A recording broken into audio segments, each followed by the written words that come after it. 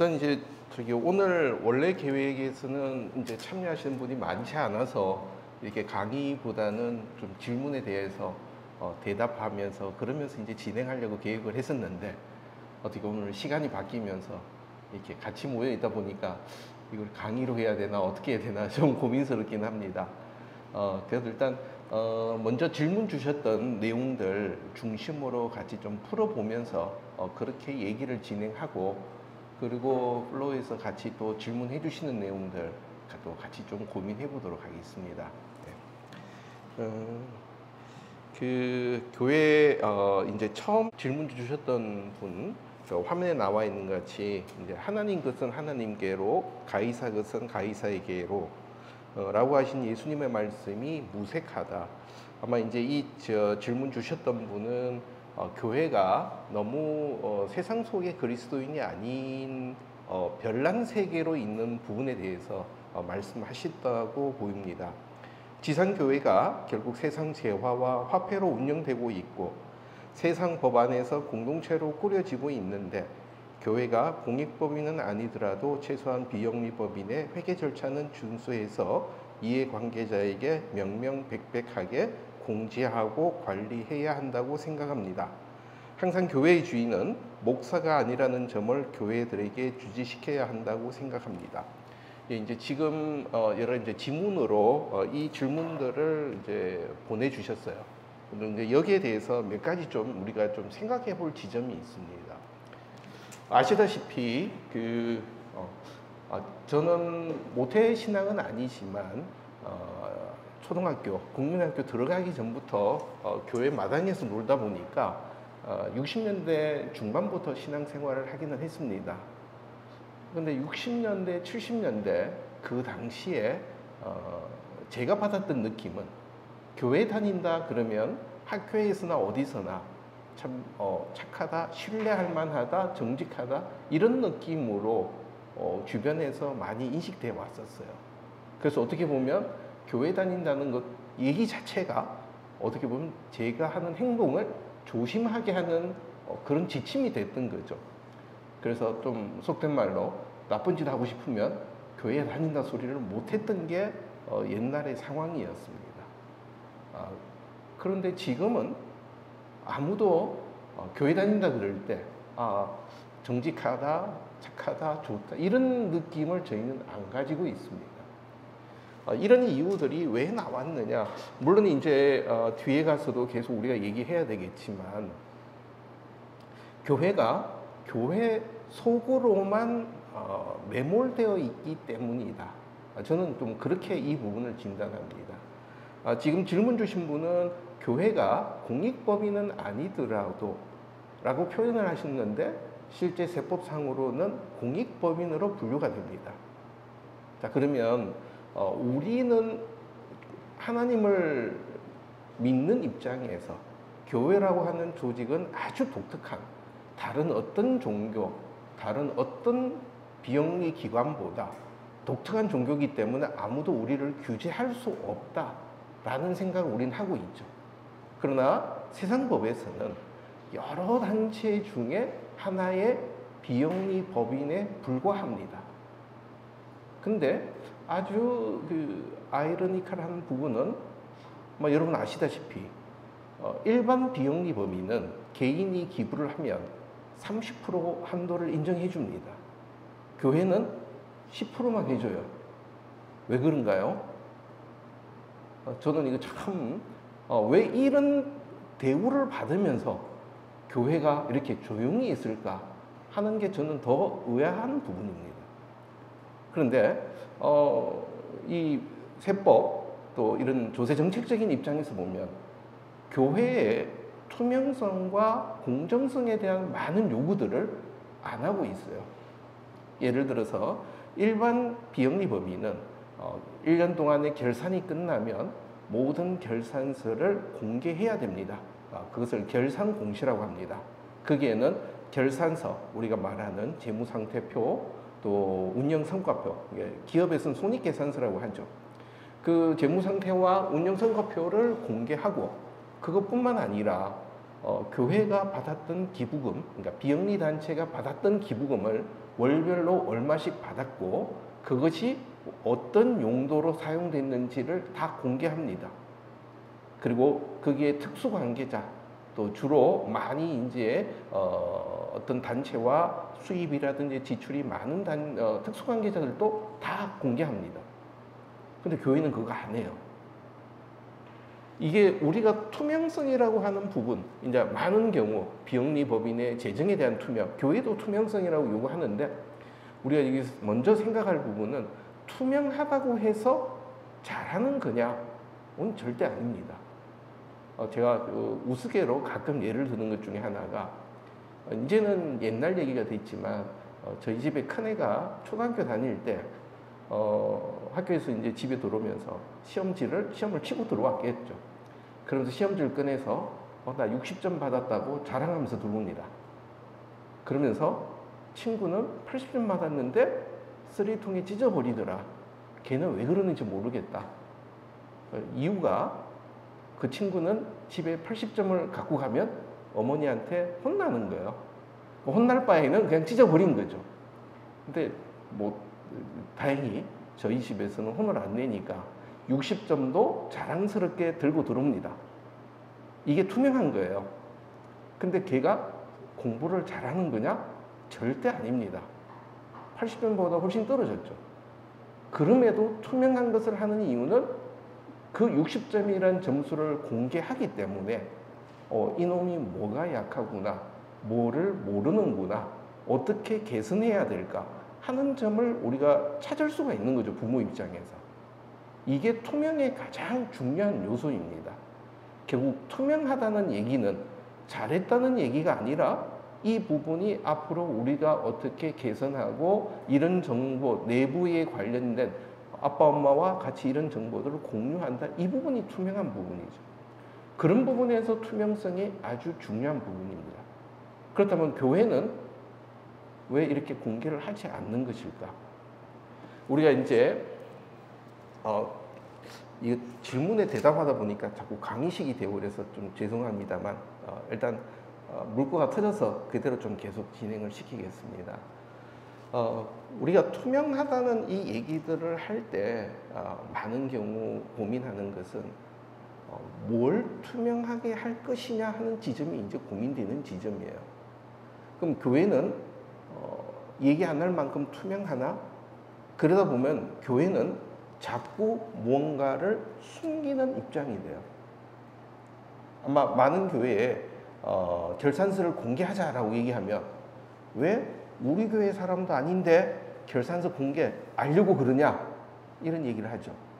두 번째 또 나오는 반발은 결산서 공개하면 이상한 사람들로부터 교회를 무너뜨리려고 하는 엔티 세력들의 공격거리를 준다. 그래서 이거는 최대한 지켜야 된다. 어떻게 보면 교회를 참 보호하고 지킨다는 의미가 됩니다. 그건 아까 말씀드린 것 같이 이런 과정 속에서 교회는 계속 내부적으로 썩어 들어가는 부분이 있더라도 아무런 개선을 할 수가 없습니다. 우리가 투명하게 한다는 얘기는 영리 조직과 비영리 조직은 회계 정보, 재무 정보의 속성이 다릅니다. 영리 조직은 재무 정보라고 하는 것, 자 우리 이 거꾸로 한번 보죠. 기업이 마케팅하고 홍보하는 가장 대표적인 것은 소비자들이 우리 제품 잘 사용해달라 이렇게 쓰면은 당신들에게 이런 도움이 된다는 얘기를 하는 거죠. 거기에는 우리 솔직히 뭐 이런 그 카메라 아니면 이런 제품 쓰는데 거기 손익이 많다고 해서 그 회사를 그 제품이 좋다고 생각 안 합니다. 내가 사용하는 제품의 품질이 좋으면 되는 겁니다. 그러나 비영리 조직은 그게 아니라 내가 기부한 돈, 내가 후원한 돈, 정부라 그러면 내가 낸 세금이 어떻게 잘 사용되는가? 이게 잘 사용됐다면 내가 돈을 낸 이유가 충족이 되는 것이죠. 자원을 제공한 사람 입장에서. 그렇다 그러면은 이 교회에서도 중요한 부분은 우리가 낸 헌금, 이 부분이 어떻게 사용되고 있는가는 교회 구성원으로서 아주 중요한 요소가 될 수밖에 없습니다. 이 부분은 뒤에 가서 다른 분이 질문하신 교회의 재정에 대한 교육 차원에서 이 부분 조금 더 한번 짚어보도록 하겠습니다. 그래서 교회는 지금 우리가 얘기할 때 일반 공익법인 비영리법인보다 훨씬 더 투명하고 훨씬 더 책임 있는 청지기로서의 입장을 수탁 책임을 분명히 이행해야만 됩니다. 근데 교회는 안 하고 있죠. 그래서 이 부분은 그럼 왜 안 하느냐라고 할 때 그러면 교회가 재정을 투명하게 하는 이유를 모르기 때문입니다. 많은 교회마다 교회 홈페이지 가보면 우리 교회는 이런 사명으로 교회가 사역을 하고 있습니다. 많은 얘기들을 합니다.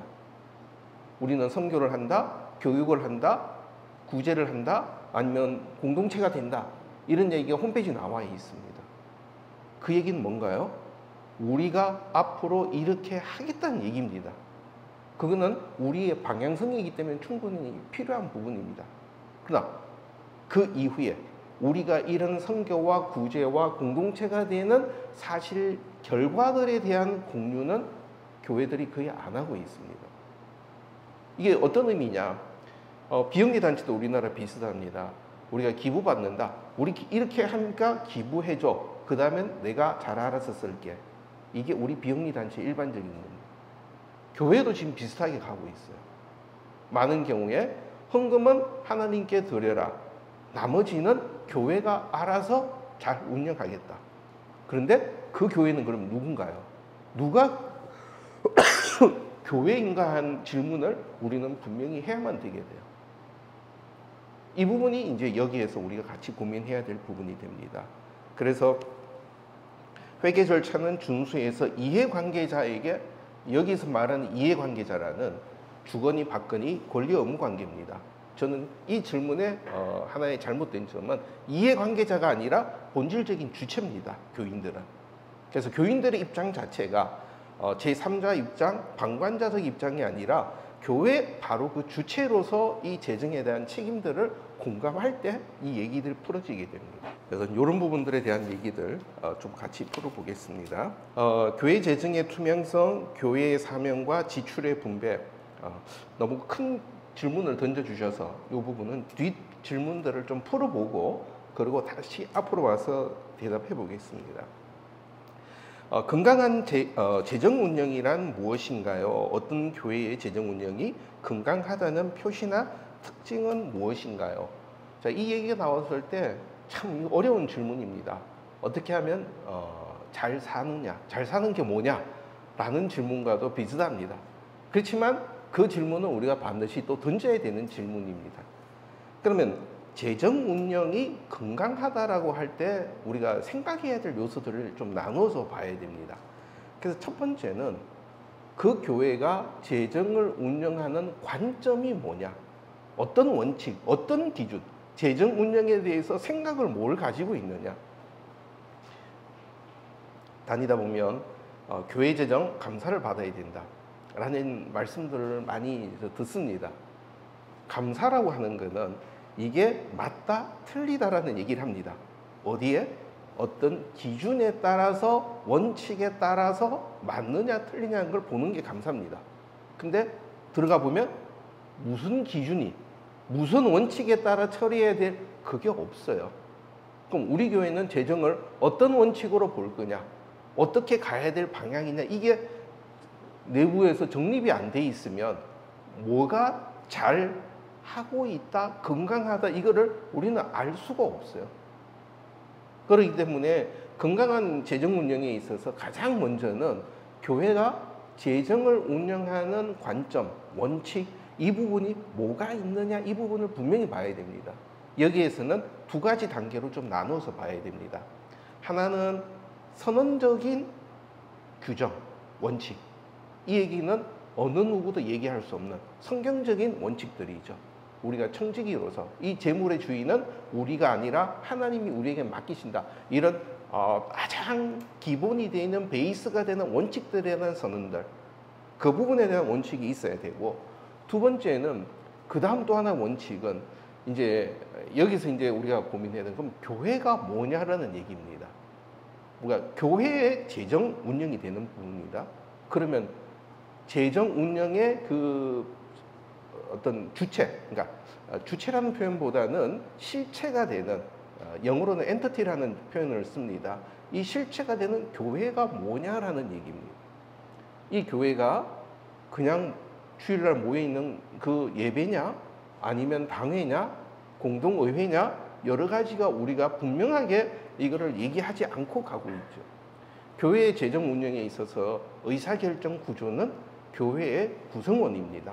그럼 우리가 교회 구성원으로 받아들이는 과정은 세례받고 침례받고 우리 교회 교인으로 들어오는 시점이 우리 교회 구성원으로 받아들이는 시점이죠. 우리 공동체의 구성원이 되는 부분이죠. 물론 초대교회 때 박해받는 시점에 이 세례가 엄청 어려웠었죠. 그때는. 왜냐하면 뭐 그냥 대충 했다가는 로마의 뭐 여러 가지가 막 오픈돼 버리니까 조심조심하면서 타이트하게 했다가 지금은 반대로 너무나 쉽게 세례를 줍니다. 너무나 쉽게 교회의 일원으로 받아들입니다. 그러다 보면은 여기에서 이제 우리가 어떤 문제점이 있느냐. 첫 번째는 교회가 어떤 원칙을 결정을 해야 되는데 그 결정은 구성원 전체로 가야 됩니다. 그럼 예를 들어서 교회가 건축을 하면서 아니면 교회당을 새로 지으면서 뭐 큰 비용을 부담하면서 장기적으로 어떤 지출 규모를 바꾸면서라도 할 수도 있고 안 할 수도 있습니다. 그런데 많은 경우에 교회에서는 교회가 차입을 하면서 건물 짓는 것들을 대부분 부담스러워합니다. 그리고 그것을 공개 안 하죠. 이유는 우리 교회에 빚 많은 걸 알면 새로 오는 사람들이 겁먹고 도망간다. 이렇게 적나라한 표현이죠. 그 얘기는 뭐냐? 교회가 결정한 교회 신축의 방향이 아니었다는 얘기라는 얘기입니다. 이거는 제가 단적으로 설명드린 부분인데 결국 교회에서는 구성원이 같이 참여해서 결정을 같이 해가는 과정이어야 된다.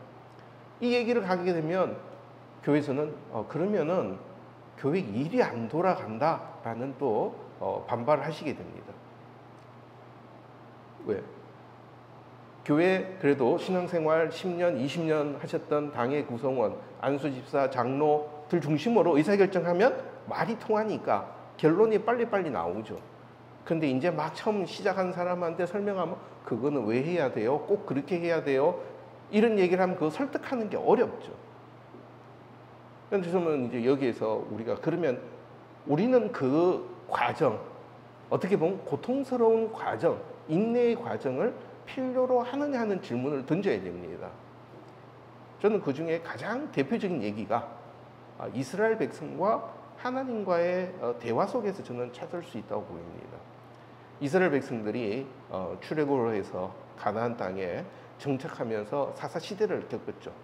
사사시대의 대표적인 거는 이방들하고 있으면서 하나님 잘 따르면 있다가 또 잘 안 되면 이제 그 주변에서 이제 공격받다가 그러면 또 우리 죽었습니다. 살려주세요 하면 또 누군가가 나서서 자, 그런 마지막 사무엘 때 이스라엘 장로들이 하나님한테 요구한 것은 우리도 이방같이 우리 앞에 싸워줄 왕을 세워달라고 얘기한 거예요.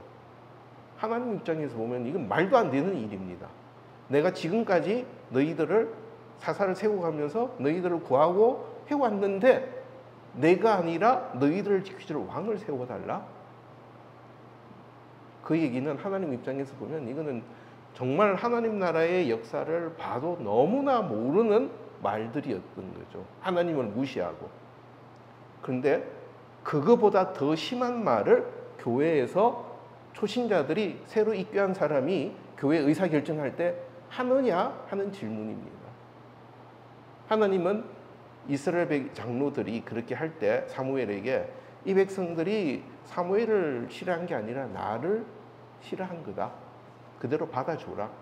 그 대신 너희가 그렇게 갈 때 세금을 내야 되고 군대를 가야 되고 하는 그런 부분 알려줘라. 그러나 받아줘라. 하나님의 마음이 어떤 마음이었을까가 저한테는 큰 숙제였습니다. 이게 바로 하나님이 이스라엘 백성들을 어떤 로봇가 아니라 이스라엘 공동체가 결정해서 나오는 과정을 기다리시면서 만들어 가시는 과정이라고 저는 보고 있습니다. 그렇다면은 교회에도 이 과정으로 가야 된다는 말씀을 드리고 싶어요. 제가 이 말씀 드리면 그건 너무 이상적이야. 분명히 그러실 겁니다. 근데 우리가 믿는 하나님이 그런 이상적인 모습으로 우리를 기다리고 계십니다. 어떻게 수천 년을 기다리고 계시느냐 하는 질문을 할 때는 우리는 할 말이 없는 얘기입니다. 우리는 그만큼 못하더라도 최소한 이런 방법으로 가야 되구나 하는 부분은 우리는 인식하고 같이 가야 된다는 얘기죠. 그 부분이 아니라면 그러면 이것은 교회의 의사결정, 교회의 재정관리가 아니라 당회의 몇몇 사람의 의사결정, 몇몇 사람의 운영이 되어버립니다. 그렇게 되면 어떤 경우가 되냐? 예수님이 신약시대에 많은 기적과 이사를 행했습니다. 그 당시에 예수님을 따르는 제자들도 있지만 많은 무리들도 따랐습니다. 그 사람들은 단순하게 예수님의 기적과 이사를 따라오다가 십자가에 돌아가셨을 때 다 뿔뿔이 흩어졌죠. 제자가 아니라 관객으로 구경꾼으로 왔기 때문입니다. 우리도 지금 그런 상황이 언제든지 또다시 나올 수가 있다는 얘기입니다. 거꾸로 교인들이 왜 참여 안 하느냐?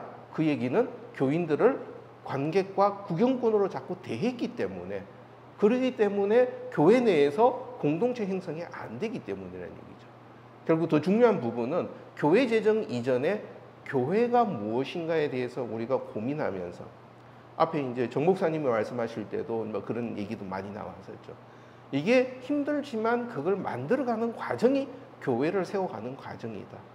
그게 될 때 그것이 설사 더디어 간다 하더라도, 우리가 선교비를 보내고 해외 선교할 때 뭔가 막 해외도 뭐 비전트리 갔다 오고 가서 선교비도 내고 그럼 뭔가 잘 되는 것 같아요. 물론 잘 된다는 것도 분명히 인정이 됩니다. 그러나 하나님이 원하시는 게 그런 결과를 원하시는 건가? 아니면 그 나라를 향해서 이 땅에서 하나님 나라 백성들이 서로 사랑하고 기다리면서 함께 가는 것을 원하시는 것이 이 땅에서 하나님이 바라시는 것인가? 하나님이 결과를 원하신다면 예수님이 십자가에 돌아가실 일도 전혀 없습니다. 로마 군병이 골고다에서 치러 들어왔을 때 그냥 다 막아버리시면 끝입니다. 그러나 그것을 받아들이신 것은 그 과정을 우리도 똑같이 원하시기 때문에, 그렇다면 이 교회 재정에서도 기본적인 생각에 있어서는 공동체적인 의사결정 과정이 반드시 필요하다. 그래서 교회의 원칙이나 이런 부분들이 정해질 때 구성원들과 같이 대화하고 공감하는 절차가 반드시 필요하다. 많은 교회가 정관을 같이 듭니다. 옆에 교회 아니면 교단에 나와 있는 정관 그냥 갖고 와서 교회 이름만 딱 바꿔서 넣습니다. 근데 교회 구성원들은 거기에 대해서 아무 생각이 없어요. 무슨 규정이 있는지도 몰라요. 교회마다 분명히 특성이 있고 색깔이 있고 하는 방향이 다르다면 이 규정에 대해서 우리는 어떻게 교회가 운영되는 것이 우리의 사명이다, 아니면 우리의 관점이다, 신앙이다, 이런 신앙 고백이 담긴 정관이 우리 속에 만들어지고, 마찬가지로 교회 재정에 대한 사용 방향도 그 관점 속에서 이것이 만들어져야 그것이 교회 재정의 바른 운영으로 가는 출발점이 될 수 있다. 이게 없다 그러면 앞에서 말씀드린 같이 바르다, 잘한다라는 우리 비교할 기준이 없는 거죠. 그래서 그 부분이 이제 먼저 들어와야 되고, 그 다음에 두 번째는 건강하다고 하는데 그 운영 절차가 건강해야 됩니다. 운영 절차라고 하는 것은 말씀드린 것 같이 교회 공동체 구성원이 참여할 수 있는 여지들을 많이 살려두는 것이 그 구조가, 절차가 건강해지는 부분입니다. 예를 들어서 우리가 한 해 예산을 짠다고 해보죠. 교회마다 예산 짭니다. 그리고 공동회에서 예산 보여주고 또 결산도 합니다. 근데 지금 아마 99.99%는 내년도 교회 예산이 어떠냐, 아니면 지금이 이제 6월이니까 올해 여러분 교회의 예산이 어떠냐라고 물었을 때 알고 있는 교인은 거의 없을 겁니다. 그럼 숫자는 모른다 하더라도 교회가 예산을 짜면서 어떤 방향으로 잡았느냐라고 물었을 때 여기에도 아는 사람이 거의 없습니다. 그럼 예산 왜 짜느냐는 얘기예요. 이 예산제도라고 하는 부분이 이제 예산은 항목별 예산제도라는 것이 있고, 이 항목별 예산제도는 가장 전형적인 예산 관리인데, 이거는 규제 관점입니다. 국가가 보조금을 주고 국가가 지원금 줬는데 이 항목 이상으로는 쓰지 마. 왜? 자꾸 딴 데로 세고 이러니까 그 범주 내에서만 관리해라고 하는 관점입니다. 이것은 어떤 결과를 만들어내는 관점이 아니라 이 이상은 하면 안 돼. 그래서 교회에서 아주 웃지 못할 일이 있습니다. 교회에서 교인들이 식사를 하는데 밥솥이 고장이 났어요. 근데 밥솥을 고칠 예산이 없어요. 밥솥을 고치면 얼마 안 들이고도 다시 쓸 수 있는데 밥솥 고칠 예산이 없으니까 계속 밖에서 사 먹게 돼요. 그럼 말이 안 되는 얘기죠. 그러니까 이게 항목별 예산제도의 문제점입니다. 항목별 예산제도가 큰 그림으로는 방향에 대한 비중은 알 수 있지만, 그래서 이 예산으로 우리가 뭘 할 것이냐 하는 생각까지는 안 들어가는 부분이 돼요. 예산이라고 하는 거는 내년에 이렇게 교회가 활동하고 이런 사업을 하기 위해서 이런 투입이 들어갈 것이다. 그 관점에서 이 예산이 만들어져야 되는데, 보면은 작년에 예를 들어서 관리비, 사무비, 인건비 얼마 됐으니까 올해 10%씩 인상. 그거 왜 합니까? 아무 의미 없죠. 그러니까 이런 얘기들이 절차가 예산을 짤 때부터 부서가 내년에 우리가 이런 일을 하고 싶다 하겠다는 계획에 대해서 어떤 비용에 대한 추정들, 그게 예산이죠. 그게 만들어지고 그것이 모여져서 그리고 가야 되는데, 지금은 잘못되는 경우들은 재정부에서 찍어서 내년 예산은 올해 예산은 10%에서 동결 아니면 쓰지 마라 이 얘기로 끝나버립니다. 그럼 이거는 교회가 각 부서가 살아서 움직이는 제도가 아니라 그냥 위에서 시키는 대로 가는 하수인의 역할에 불과하게 되죠. 그렇게 되면은 제가 하고 싶은 얘기 자꾸 하다 보니까 곁길로 나가는데 그게 편할 수도 있으니까 한 가지만 잠깐만 나갔다 오겠습니다. 교회에서 선교부, 선교위원회 이렇게 보면은 가장 안타까울 때가, 선교위원회는 목사님이 지정해준 선교사 미자립 교회로 선교비를 이체만 하는 역할이 안타깝게도 많은 교회 선교부 역할입니다. 선교부가 우리 교회가 어떤 방향, 그것이 미자립 교회 아니면은 국내 선교, 해외 선교, 해외도 지역 중에 어느 지역 아니면 그 지역들도 그런 부분에 대한 꿈을 가지고 선교에 대한 비전을 가지고 찾아가서 또 그 중에서 찾아내고 선정하고 그 결과를 공유하는, 이것이 부서가 살아서 재정에 참여하는 과정이죠. 근데 그게 아니라 가면 여전히 중앙에서 내려오는 어떻게 보면 하수인의 역할이 돼버린다면 이거는 교회가 절차에 있어서 교인들이 참여하는 구조가 아니라는 얘기입니다. 그래서 첫 번째 기준은 교인들이 참여할 수 있는 어떤 재정 운영 관리 절차가 분명히 있어야 된다. 그리고 또 하나는 그 절차가 오류나 아니면 부정을 방지할 수 있는 역할을 가져야 된다. 이 부분은 조금 이제 기술적인 요소들이 많이 들어가게 됩니다. 그래서 이런 부분들이 이제 절차 면에 있어야 되고, 세 번째로는 건강한 재정이라고 할 때는 그 운영 결과에 대한 부분이, 첫 번째는 저는 일단 먼저 가장 큰 것이 이 결과로 하나님의 사역을 나타낼 수 있느냐. 그러니까 다른 말로 한 해 동안 재정을 쓰고 나서 이 결과로 하나님이 어떻게 하셨다라는 것을 우리가 얘기할 수 있느냐, 그것을 보여줄 수 있느냐 하는 게 첫 번째 기준이어야 됩니다. 왜? 저는 회계를 많이 했지만 이 회계라고 하는 결산서는 우리가 의사 전달하는데 첫 번째 표현 방식은 지금 제가 말씀드린 것 같은 이런 텍스트로, 언어로서 우리가 보통 표현하는 것이 첫 번째입니다. 그 다음에 또 다른 방법은 숫자로 의사 전달하는 방식입니다. 그것이 재정입니다. 그러면 이 재정에 대한 결과로서 이 재정 속에 1년 동안 운영된 결과 속에서 하나님의 사역들이 어떻게 드러날 수 있는 결과였느냐. 두 번째는 이 재정 운용된 결과에서 어떤 비방거리가 없었느냐. 이게 우리가 가져야 되는 기준입니다. 여기서 비방거리라고 하는 것은 고린도후서 8장에 나온 것 같이 하나님 앞에서뿐만 아니라 사람 앞에서도 비방거리가 되지 않아야 된다. 그 얘기 자체는 어떤 얘기가 오더라도 이거 자체는 분명히 원칙이 있었고 우리가 이렇게 간 것에 대한 필요성이 있었고 정당성이 있었고 이런 얘기를 할 수 있어야 됩니다. 그런 관점에서 본다 그러면 교회가 재정을 공개하는 것을 두려워한다. NT가 공격하는 걸 무서워한다. 이 얘기 자체는 비방거리가 있다는 전제를 갖고 가는 부분입니다. 거기가 비방을 하더라도 교회는 이렇다라고 얘기해서 우리가 그 촛불 성경에서 초를 등경 위에 둔다. 너희의 착한 행실을 보고 사람들이 하나님께 영광 돌리게 하라. 이것이 예수님이 말씀해 주신 부분이죠.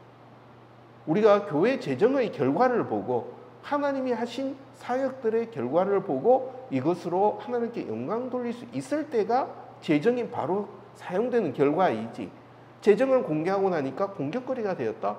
그것은 공격하는 사람이 문제가 아니라 그렇게 공격거리를 만들었던 교회가 잘못한 겁니다. 교회가 엄청나게 회개해야 될 부분인데 반대로 지금 외부를 공격하고 있는 부분이죠. 그래서 이런 부분이 돌아갈 때 그것이 이제 재정이 건강하다라고 하는 부분으로 볼 수 있습니다. 조금 빨리 가보겠습니다. 교인들에게 건강한 재정 운영에 대한 교육을 실시하고 싶은데 어떻게 할 수 있나요? 교회에서 이 재정에 대한 교육을 아쉽게도 지금 어떤 체계적인 커리큘럼이나 이런 부분은 없습니다. 근데 이제 제가 만약에 이제 어떤 교회에 요청을 받아서 재정에 대한 교육을 해본다 그러면 아마 이런 순서로 얘기할 것 같아요. 첫 번째가 교회가 뭐냐? 교회 구성원, 누가 교회고 교인들이 어떤 역할들, 유기적인 관계냐 하는 부분들. 이 부분은 어떻게 보면 교회론에 관한 얘기가 될 겁니다. 그래서 그 부분이 먼저 들어가야 되는 부분이고 두 번째는 재정이라는 얘기, 이 얘기를 하게 되면 분명히 우리가 언급해야 되는 거는 구약의 제사, 신약의 예배, 그리고 구약에 있었던 제물, 신약에 있는 헌금, 연보의 개념을 분명하게 설명해 줘야 됩니다. 지금도 많은 경우 이제 어떻게 보면 구약 시대의 제사 지내는 제물 드리는 개념으로 헌금을 자꾸 생각하고 있어요.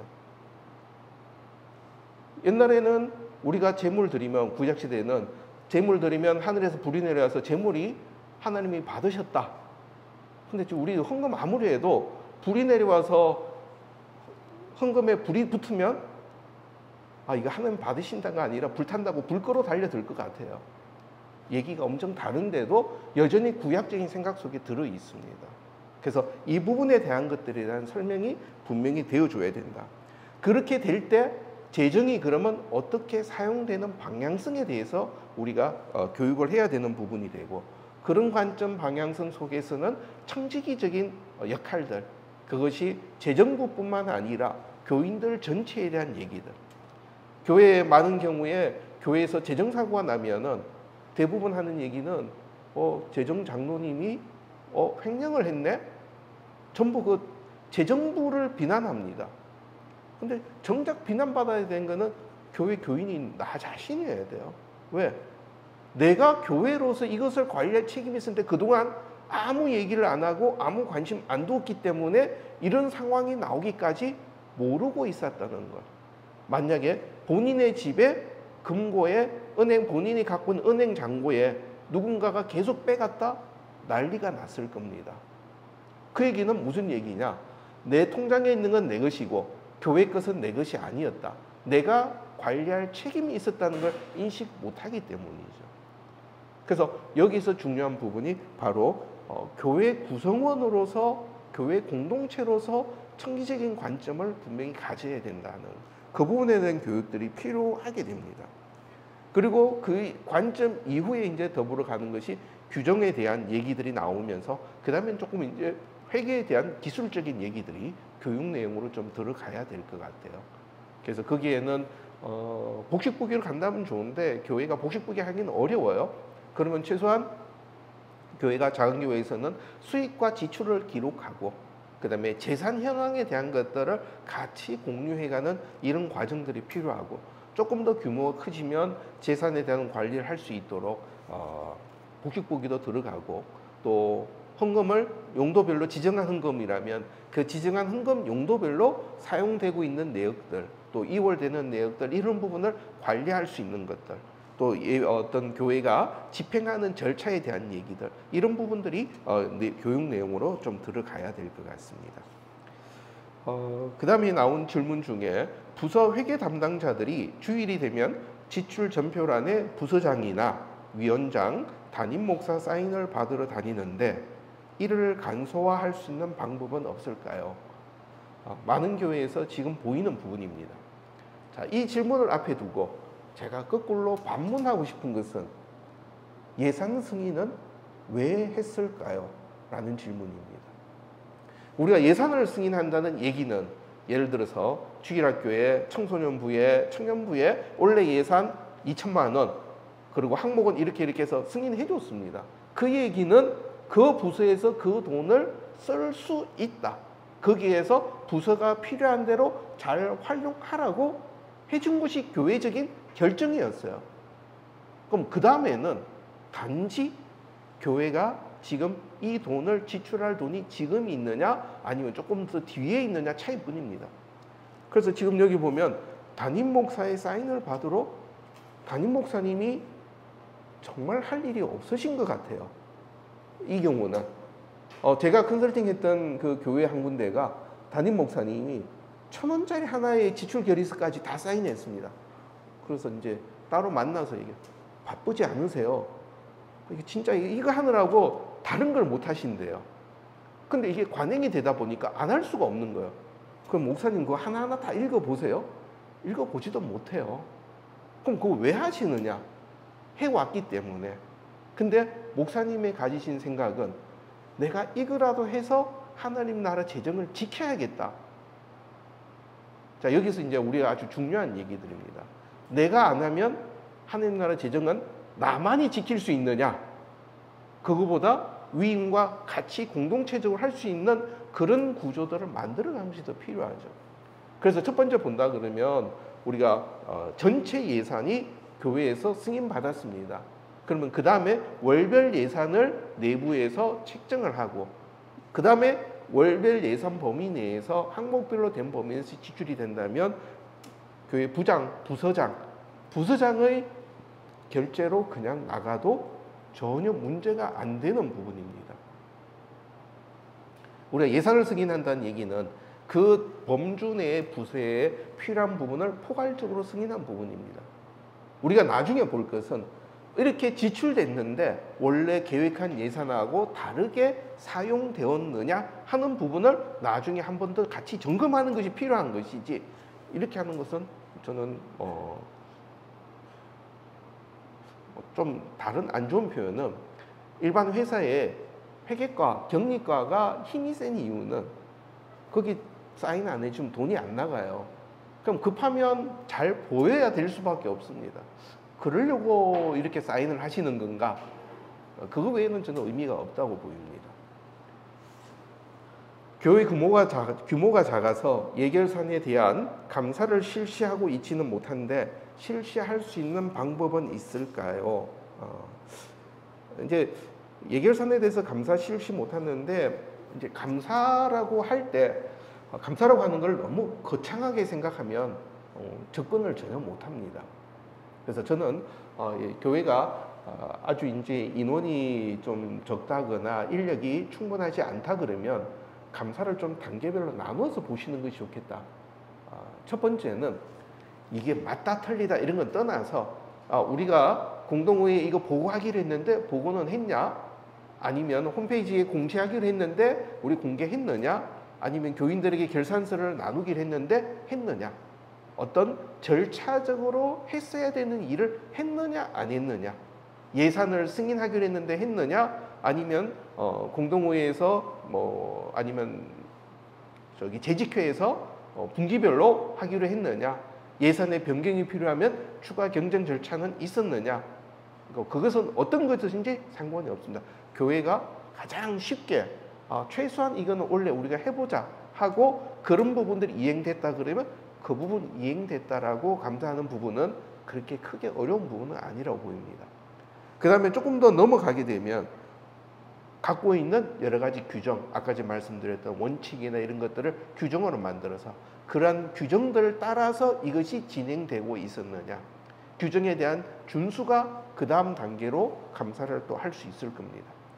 그게 가다 보면 이제 그 다음 단계로는 그러면 교회가 지출한 여러 가지 부분에 대해서 이것이 정당성이 있느냐, 그러니까 나가야 된다라고 얘기를 들었던 어떤 나갈 충분한 근거가 있느냐, 그리고 그것이 정확하게 관리가 되었느냐, 그리고 그것이 정확하게 기록되었느냐, 이 세 가지 요소에 대한 것을 하는데 그 부분부터는 이제 조금 더 이제 시간이 더 걸릴 것 같아요.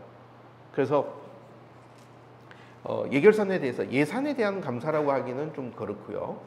결산에 대한 감사하는 부분에 있어서는 연말에 우리가 할 수 있는 단계별로 적용해가면 좋겠다 하고 하는 부분이고, 그리고 여기서 추가로 하나 조금 팁으로 꼭 제가 드리고 싶은 얘기는 대부분 교회가 감사를 선임하는 시기가 이제 보통 이제 교회가 11월 결산 아니면 12월 결산이 되면 예결산위회를 그때쯤 선임을 해요. 그럼 1년 동안에 여러 가지가 막 되는데 아무도 얘기해 줄 수 있는 사람이 없어요. 그래서 예산은 내년에 회기가 시작되기 전이니까 보통 뭐 9월, 10월, 11월 이때쯤 이제 선임해서 고민한다고 하더라도 감사는 예결산하고 전혀 상관없이 1년 내내 있어야 됩니다. 그래서 수시로 있으면서 뭐가 절차가 안 된다 그러면 감사가 언제든지 재직회에다가 공동회에다가 이런 부분이 있다라고 얘기할 수 있는 절차를 마련해 줘야 됩니다. 그것이 재정 운영을 잘하는 방법이죠. 그리고 감사가 그 얘기가 있게 되면 이제 그 다음에는 이제 재정이 집행이 되다 보면 이럴 땐 그럼 어떻게 해야 됩니까? 라고 할 때 대답을 해줄 수 있는 기관 역할도 하게 됩니다. 우리가 거꾸로 오늘 그런 질문 안 나왔는데 우리가 일상적인 집행과 기록에서 이럴 때는 이게 어떻게 해야 되냐, 이거 이렇게 가도 돼도 되느냐 라고 물어볼 데가 없어요. 그러면 당회가 가버려요. 당회가 예결산을 승인하고 관리하는 기구 아닙니다. 당회는 장로교회에서 당회는 치리기관이죠. 이 나머지 부분은 집사들로 가야 되는 게 초대교회 정신이지 않습니까? 그럼 그런 부분에서 감사도 일찍 좀 저는 1년 동안 쭉 있을 수 있는 사람, 그렇게 가야 이렇게 있다 보니까 이런 문제점이 있으니까 내년 예산이 이렇게 반영합시다 이런 얘기가 나오죠. 그게 없어지 딱 가니까 1년에 한 3주 1개월 정도 잠깐 보고 또 다 덮어버리고, 그러면 교회가 뭔가 개선되는 게 없어요. 그런 점에서 간단한 부분과 감사는 좀 1년으로 계속 가면 좋겠다 하는 말씀을 좀 드리겠습니다. 그리고 이제 교회 재정의 투명성, 이 부분은 이제 아까 말씀드린 것 같이 이 재정에 대한 투명은 저는 비영리 단체보다 더 투명해야 된다. 우리는 이 부분 자체가 이 땅에서뿐만 아니라 하나님 앞에서도 우리는 똑같은 부분이죠. 그 얘기는 사람에게 비방거리가 되는데 하나님 앞에서 문제가 없을까? 쉽지 않을 거라는 생각이 들어요. 그리고 교회의 사명과 지출의 분배, 이제 지출의 분배에 대한 얘기들이 교회 내에서 많은 경우에 우리는 50%를 대외, 교회 외부로 하고 50%는 이제 물론 이제 교회 외부로 간다 그러면 되게 모양은 좋아 보입니다. 근데 교회 외부가 반드시 맞는 얘기냐 하는 부분은 구성원들이 같이 공감해야 돼요. 구성원들이 우리 내부는 하지 말고 자꾸 바깥으로 나가자라고 했다면 그것은 저는 가능하다고 보입니다. 그렇지 않고 교회 내에서 예를 들어서 교육부, 청소년들, 청년들 우리는 더 육성하고 바깥에 모르는 사람 전도하고 선교하는 것보다 우리 자녀들이 제대로 일어서도록 하겠다라고 하면 그것도 할 수 있다고 보입니다. 그래서 여기서는 중요한 부분은 이 비율이 중요한 부분이 아니라 우리가 교회가 어떤 기능을 수행할 것이냐.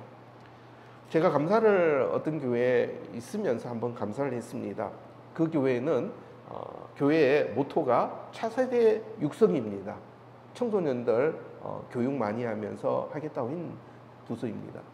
결산을 다 하고 사업비, 교회에서 비용 지출된 거를 비중을 따져보니까 전체 비중에서 청소년부 주일학교에 나간 비중이 10%가 안 돼요. 그럼 전체 예산에서 10%도 안 되는 비중을 지출하면서 차세대에 양육하는 책임을 졌다라고 할 수 있는가요? 그러니까 이런 얘기가 돼야 된다는 얘기죠. 그래서 지출의 분배가 획일적인 기준이 아니라 우리 교회는 어떤 정체성으로 어느 부분에 더 중요성을 가지고 교회가 갈 것이다라고 교회 구성원들이 같이 결정한 그 비율대로 이것이 분배돼 가는 것이 더 중요한 부분이다. 일단 그렇게 좀 설명드리겠습니다. 자, 5시 반까지 시간이어서 지키려고 했는데 벌써 5시 반이 돼버렸습니다. 35분인데 그래도 질문 조금 받고 마무리하겠습니다.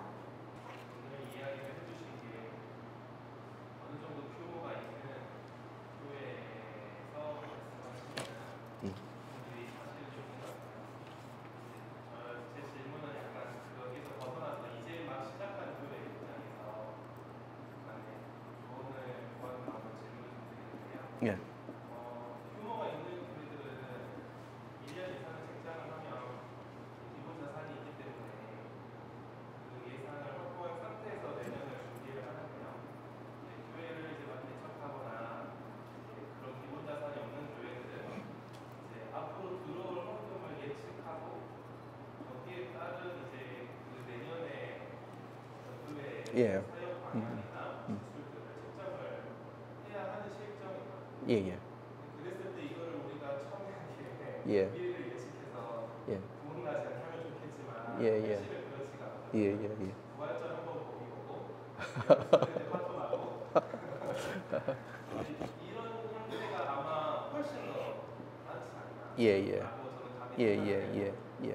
이랬을 때 회계하시는 분으로서 어떻게 재정 운영을 하는 게 방법이 될 수 있을지 여쭤보고 싶고요. 작은 교회의 특징이 목사이지만 행정가여야 하고 봉사자여야 하고 기술자여야 하거든요.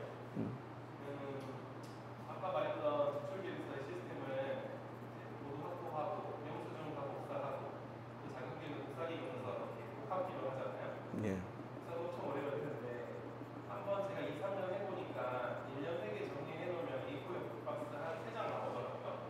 지출만. 그럼 보관할 데도 없는데 이게 이렇게까지 헤비하게 덩치에 맞지 않는 행정 구조를 가져가야만 하는 것이다. 만약에 그렇지 않다면 아까 말했던 얼마든지 투명하고 싶거든요. 우리는 투명하게 미안하지만 성도님들에게 부담을 드리게 하고 그렇지만 하고 싶다는 것을 조금 라이트하게 현실적으로 정말 필요한 행정만 해가지고 운영할 수 있는 노하우가 있을 수 있고 어쩔 수 없는 재정의 그 행정의 현실이지.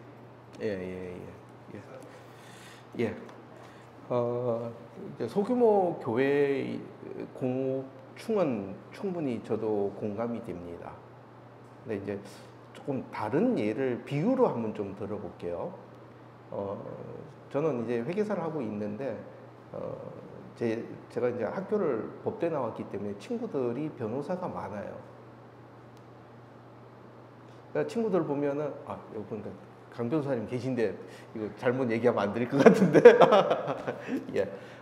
친구들 중에 보면은 변호사하면서 수입이 꽤 되는 친구들이 많아요.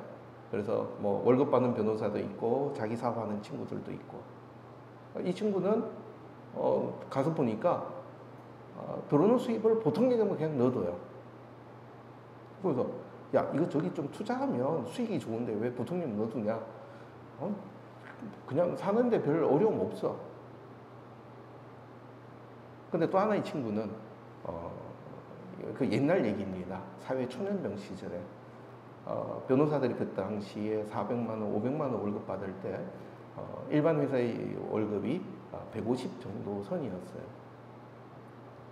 이 150 월급 받아서 보면 카드값 나가고 교통비 나가고 하면은 정말 빠듯해요. 자, 여기에서 한 달에 600만 원 보통 예금에 넣어두는 친구와 한 달에 월급 150 받는 친구 중에 재정을 타이트하게 관리해야 되는 것은 누구일까요? 변호사는 관리 안 해도 별 문제 없습니다. 그러나 150 받는 친구는 이 중에서 우선순위를 따져가면서 조절하지 않으면 인생이 사는 방향이 흘러가는 대로 가버리게 되죠. 그래서 물론 초기에 소규모이기 때문에 분명히 힘드시다는 건 저는 100% 공감합니다. 그러나 여기서 중요한 것은 소규모일 때 재정을 어떻게 가야 될까에 대한 고민과 원칙을 먼저 정립하고, 그 다음에 두 번째는 아까 이제 예산이라는 얘기를 했었는데, 예산이라고 하는 거는 그냥 우리가 항목별 예산하니까 이런 어려움이 생기는데, 예산은 내가 내년에 돈 쓰는 우선순위를 어떻게 할 거냐 정하는 것이 예산이에요. 그러니까 예를 들어서 우리도 그러잖아요. 이번 달에 월급이 500만 원 되면은 이거 쓰고 이거 쓰고 순서를 정하죠. 그러다가 수입이 더 늘어나면 밑에 끝까지 쓰지만 안 들어오면 밑에는 포기하죠. 그게 예산이라는 얘기입니다. 그래서 결국은 예산이라는 게 만들었기 때문에 다 쓴다는 얘기가 아니라, 특히 이제 작은 교회에서는 가다가 보면 헌금이 많이 들어올 수도 있고 안 들어올 수도 있어요. 그랬을 때 그러면 중요하게 우리 교회가 그래도 꼭 해야 되는 건 뭐야? 근데 그 다음에 더 들어오니까 이건 더 할 수 있는 거다라는 고민은 어떻든 분명히 꼭 해야만 된다. 그게 예산의 의의다라고 보시면 좋겠어요. 그리고 절차면에서는 아까 말씀하신 교회에서 개척하시고 막 그러면은 인원이 없으니까 뭐 목사님이 북치고 장구치고 다 하시죠. 저도 회계사 하면서 처음 개업했을 때 똑같은 역할을 느낍니다. 그 당시 이제 제가 했던 얘기가 이 크다란 크루즈배의 선장은 모자 딱 쓰고 제복 입고 폼 잡고 위에서 말만 하면 돼요. 그러나 통통배를 움직이는 선장은 밑에 물 새면 가서 물 퍼야 되고 엔진 꺼지면 엔진살 돌려야 되고, 그러다가 사람이 나오면 역할들을 다시 분담해 주게 되는 부분이죠. 그러니까 오늘 드렸던 말씀은 이런 부분들이 이상적으로 많이 가면 우리가 가야 될 방향인데, 이게 우리 현실적으로 안 된다 그러면 그 부분을 끌어모아서 가는 그는 어쩔 수 없지만, 그러나 교회가 더 인원이 늘어나면서 공동체적인 구성 요소들이 생기게 될 때는 그런 부분들이 이양되면서 역할이 다시 나눠지고 가야 된다는 얘기. 그게 조금 더 강조해드리고 싶었던 부분입니다. 회계하겠다는 말씀은 충분히 알아들었고 할 의지가 있는데, 저희도 배울 기회가 없어서 예. 지금은 사회복지 기관의 행정 회계 구조를 엿보면서 배워서 시행을 하고 있는데, 예. 그나마 가장 유사하기 때문에 그렇지만 이제 규모가 다르기 때문에 다른 부분들이 많이 있는데, 그런 대안을 어디서 혹시 공부할 수 있는지. 사회복지 쪽을 보고 배우시면 우리나라 제지산업의 일익을 담당하시는 겁니다. 이해되시죠? 예. 사회복지 쪽이 재정이나 이런 부분들을 잘 한다고 얘기하기는 그래요. 이게 옛날 가장 항목별 예산제도에 아주 철저하게 갔기 때문에, 그래서 급여 항목이 나가더라도 급여에 기본급 또 수당이 있으면 전부 따로따로 나갑니다. 근데 또 다른 얘기를 한번 해볼게요. 그래서 집에서 가계부를 쓴다 그럴 때, 가계부 쓸 때 뭐 부부가 쓸 수도 있고 이렇게 될 때 한쪽에 뭐 아내가 쓸 수도 있고 남자가 쓸 수도 있고 했는데, 가계부 보면서 야 이거 영수증 어디 있어? 그런 얘기는 안 합니다. 그 얘기는 우리가 그 가족 간의 구성원에 가진 신뢰가 있기 때문인 거죠. 그러면 지금 사회복지나 이런 부분에서는 그런 신뢰를 전제하지 않고 있는 대로 가버린 부분입니다. 그럼 이제 아까 이제 증빙이나 이런 거 A4로 그렇게 많이 있는 거 굳이 그렇게 가야 되느냐? 그것은 일반적인 기준이고, 그리고 또 하나는 사회복지 쪽은 사회복지 재무회계 규칙이라든지 이런 부분들은 대부분 증빙 관리를 법적인 부분, 법인세법 규정에 따라서 많이 하고 있어요. 그것이 재무회계 규칙이 오고 그것이 보조금에 다 그대로 따라갑니다. 그러다 보니까 우리가 보면 안 해도 되는 비교 견적도 엄청 받아야 된다고 이런 얘기들이 나오죠. 근데 내부적으로 그런 부분 인정을 하는 부분이라면 또 교회 내에서는 영수증 받을 수 없는 경우도 분명히 있죠. 그런 경우라 그러면 우리가 중요한 거는 영수증을 왜 첨부하느냐는 얘기예요. 첨부하기 위해서 영수증을 첨부하는 게 아니라 우리가 지나고 보니까 아 그때 이런 용도로 지출했다는 어떤 사실관계를 나중에 파악할 수 있게 해주는 게 첫 번째 부분이고, 두 번째는 이 돈에 대해서 지출했다는 내용을 인정받을 수 있는 증빙의 역할입니다. 그러면 사실관계 기준은 그냥 서술형으로 간단하게 쓰는 것도 가능하고, 그다음에 교회 내에서 이런 경우는 증빙받기가 어려우니까 예를 들어서 주변에 이제 어려운 독거노인들에게 생활비를 지원해 드렸다. 근데 독거노인 보고 우리 생활비 드리니까 당신 이름 쓰고 주민번호 쓰고 사인해줘. 내 주민번호가 얼마지? 그런 경우까지 하자는 건 아니란 얘기죠. 그런 경우에 교회 내에서 이런 부분은 이렇게 해서 이런 증빙으로 우리 단순화시키자라는 얘기도 내부적으로 인정을 해줄 수 있다면 그게 내부적인 합의라는 얘기 부분입니다.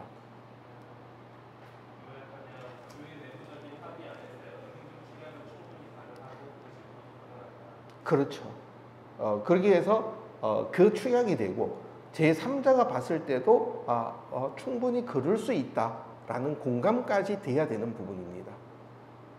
지금 질문하신 것에 가장 안 좋은 단편이 뭐냐면 목회활동비라고 해서 1,000만 원을 교회가 그냥 주는 걸로 해놨습니다. 1,000만 원의 목회활동비 어디로 쓰이는지 모르고도 그냥 끝나버리는 거는 그거는 청지기는 분명히 아닌 게 되죠. 그러니까 아까 말씀드린 충분히 내용을 같이 공감할 수 있는 선에서 가는 것은 괜찮다라는 의미입니다. 예.